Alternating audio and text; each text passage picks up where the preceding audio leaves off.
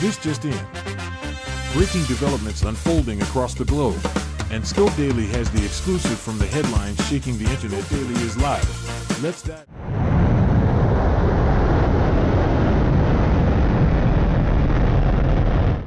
Attention. We are now at DEFCON 1.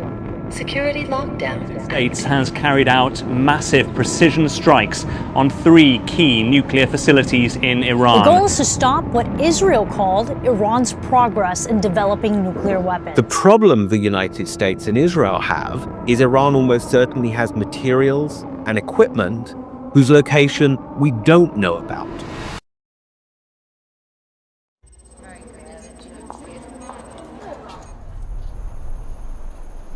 To prevent this worst-case scenario from ever unfolding, Israel launched a preemptive operation known as Rising Lion.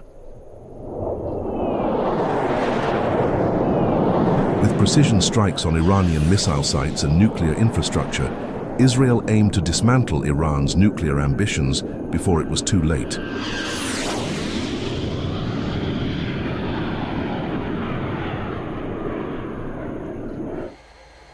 In a surprise and highly coordinated fighting against it. To further their geopolitical goals, Iran actively funds and arms terrorist groups and militias across the region, notably Hamas in Gaza, Hezbollah in Lebanon, and the Houthis in Yemen. Iran has consistently claimed its nuclear ambitions are peaceful, aimed only at civilian energy production. But Iran's recent uranium enrichment has heightened fears over its nuclear intentions. By May 2025, the International Atomic Energy Agency reported that Iran had amassed 409 kilograms of uranium enriched to 60% purity, far exceeding what is required for civilian use and dangerously close to weapons grade. Israel considers these developments an existential threat, with the Israeli Defense Forces, or IDF, citing intelligence suggesting Iran had enough enriched uranium to quickly produce up to 15 nuclear weapons. If indeed Iran were to develop nuclear weapons, given its record of indiscriminately firing hundreds of ballistic missiles and openly vowing to annihilate the Jewish state, it's not unthinkable they would use one. Roger, Charlie. We're ready to rock. Just give us the word. Even with full knowledge that doing so would be a death sentence, triggering a massive retaliatory strike from Israel, and likely the United States, one that would all but guarantee the regime's complete destruction, they may still take that chance. In a world where the Islamic regime of Iran develops nuclear weapons and decides to use them against Israel, the most likely launch point would be one of Iran's fortified underground missile bases near Tabriz or Kermanshah. These locations are not only hardened against aerial strikes, but also strategically positioned to offer the shortest and most direct ballistic path toward Israel, bypassing most of the restricted airspace over countries like Jordan and Syria. The delivery system for such a catastrophic strike would likely be Iran's most advanced medium-range ballistic missile, the Khorramshahr-4, also known as the K-bar.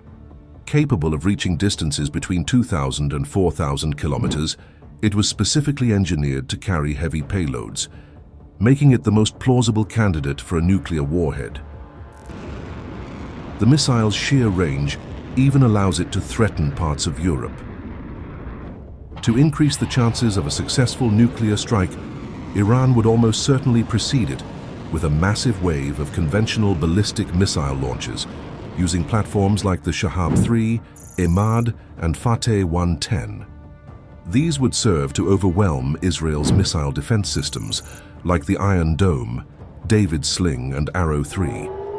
The goal would be to confuse and exhaust these interceptors, leaving a gap for the nuclear-armed missile to slip through. Once launched, the nuclear-armed K-bar would take approximately 10 to 15 minutes to reach Israeli airspace. Measuring about 13 meters in length and 1.5 meters in diameter, it is launched from a mobile transporter erector launcher, making it difficult to detect and neutralize before liftoff. The missile is powered by a single-stage liquid-fueled engine. During the boost phase, which lasts roughly 3 minutes, it climbs rapidly through the atmosphere, eventually entering suborbital space at an altitude exceeding 100 kilometers.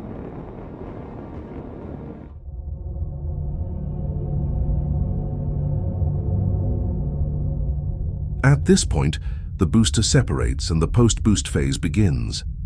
A guidance platform, often referred to as the bus, continues to coast through space, carrying the nuclear warhead. As it nears the target, the bus deploys the re-entry vehicle, or RV, which then plunges back into the atmosphere at hypersonic speeds.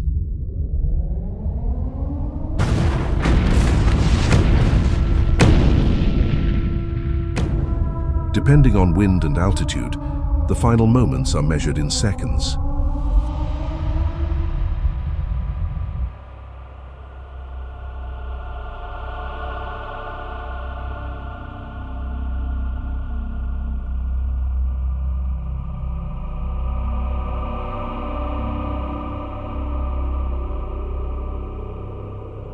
If Tel Aviv were the target, and a 50-kiloton warhead were detonated as an airburst, the consequences would be apocalyptic. A fireball radius of roughly 320 meters would vaporize everything in its core. Thermal radiation, capable of causing third-degree burns, would extend up to 3.4 kilometers.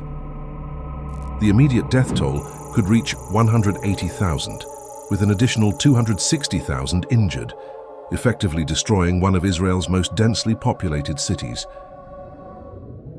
Faced with an existential threat of this magnitude, Israel would likely activate its doomsday doctrine, the Samson option. Named after the biblical figure who destroyed both himself and his enemies, this policy implies a massive retaliatory nuclear strike that would annihilate Iran in return. The result would be the deaths of millions and a possible chain reaction, plunging the world into a broader, perhaps even global war. Over 200 Israeli fighter jets, including the stealth-modified F-35I Adir, struck approximately 100 Iranian targets. The mission was executed in 5 waves and involved more than 330 precision-guided munitions. Key Iranian air bases, missile facilities, and nuclear infrastructure, including parts of Natanz, Isfahan, and Fordo, were targeted.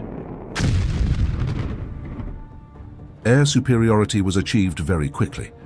Mossad had prepared the battle space in advance, sabotaging Iran's radar and air defense systems and even establishing a covert drone base near Tehran. This allowed Israeli jets to operate with near impunity, evading detection and resistance. Simultaneously, Mossad operatives carried out surgical assassinations of top Iranian military figures. Several senior intelligence officials and multiple nuclear scientists were also eliminated. The scale and precision of the assassinations shook the core of Iran's military establishment.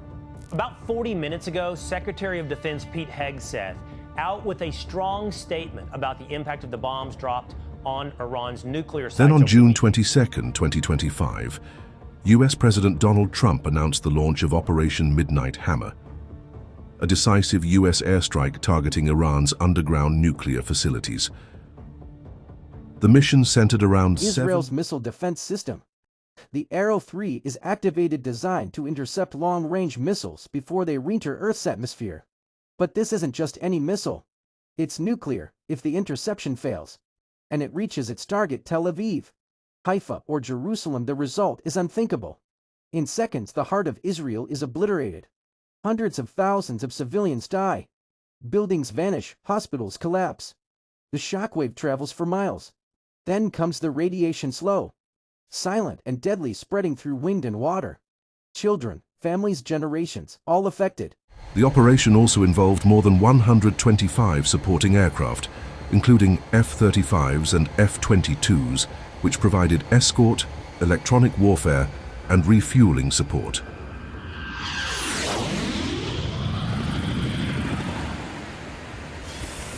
Additionally, US Navy submarines launched Tomahawk cruise missiles to suppress Iranian air defenses.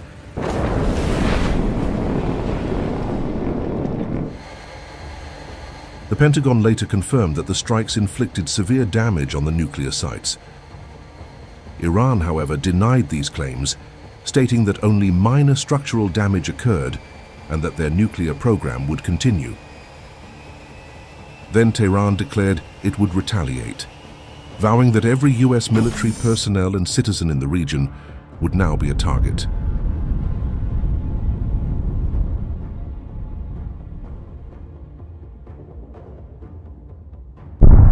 Iran fired rockets toward US military bases in the region, but no casualties were reported. A brief ceasefire followed between Israel and Iran, but almost as soon as it was declared, both sides were trading accusations of breaking it. The world is still holding its breath, waiting to see if peace can hold, in a region where peace is a rare commodity.